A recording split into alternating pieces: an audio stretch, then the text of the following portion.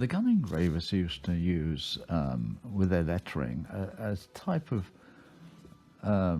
Romanesque or lettering, almost like an italic because it slopes. But we had a different type of look about the engraving. Some of the engravers used to make a very, very well scripted type of lettering, you see, as when they engraved. And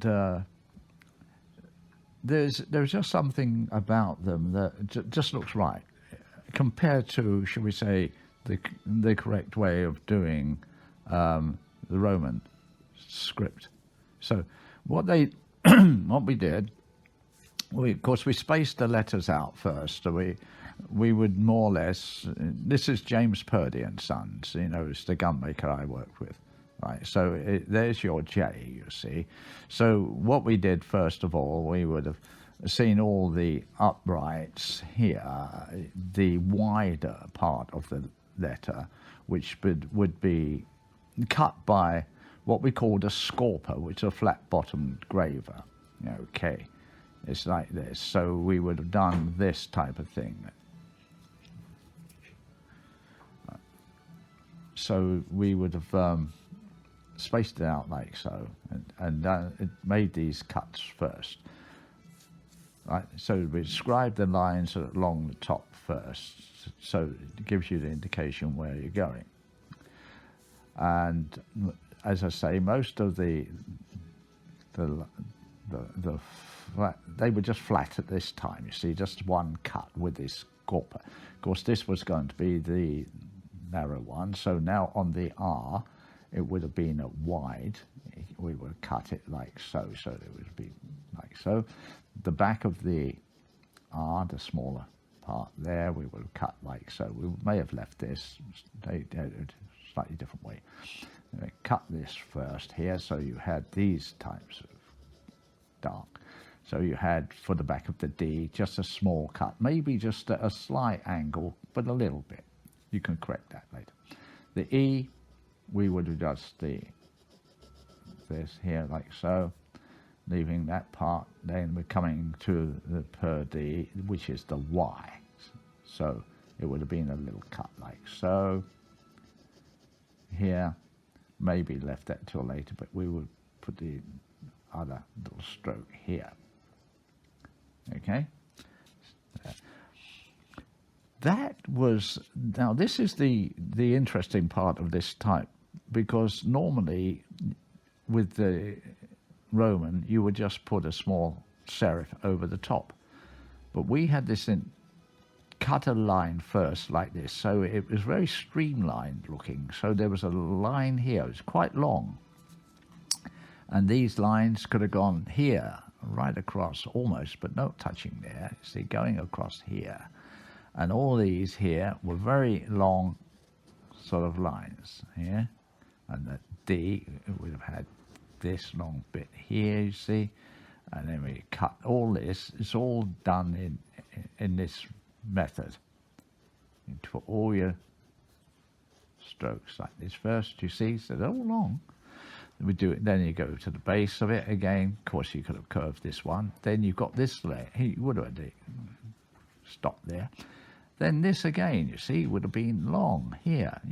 They kept it long. So it all sort of, in some ways, had this connection. The U you couldn't do much with at the time. So there's the R, and there's the D.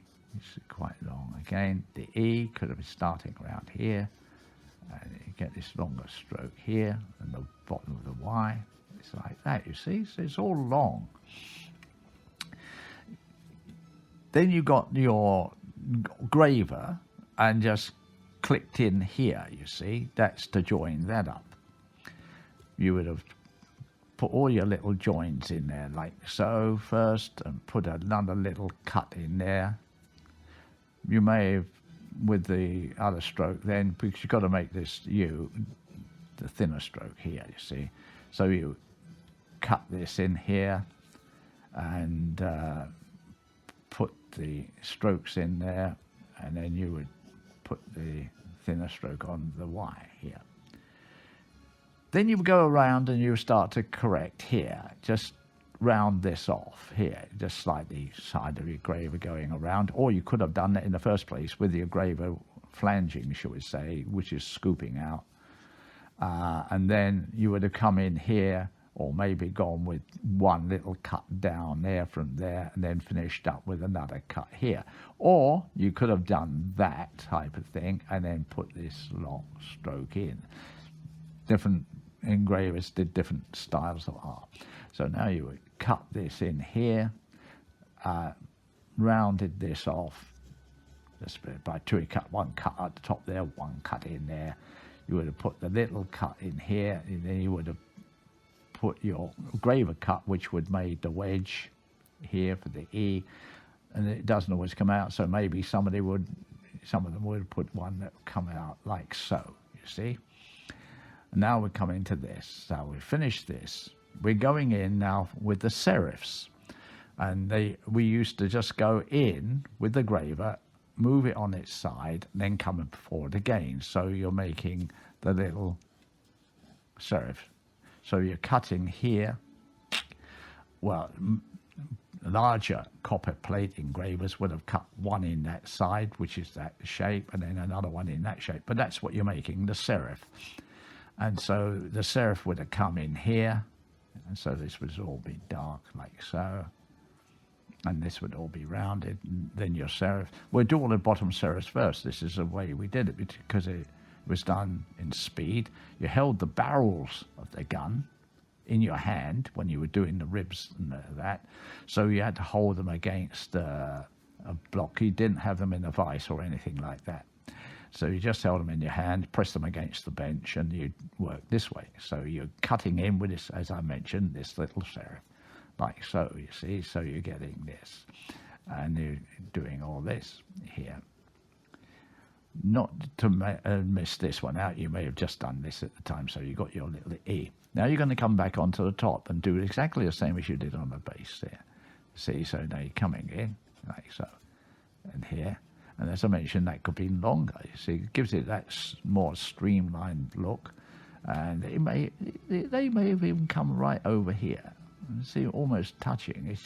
It's almost like you've connected the line, but it gives you that movement of the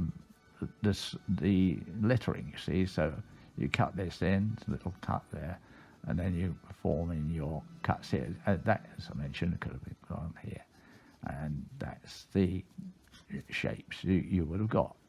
And of course, then you allow sometimes with O's and D's and things for this movement to come out. So it's the same width of these, you see. That is the style of lettering that we would use on there. You see long serifs on the base, got a very streamlined look. Well, it's just showing a little tip. I'll come over it again if anybody queries it. Bye for now.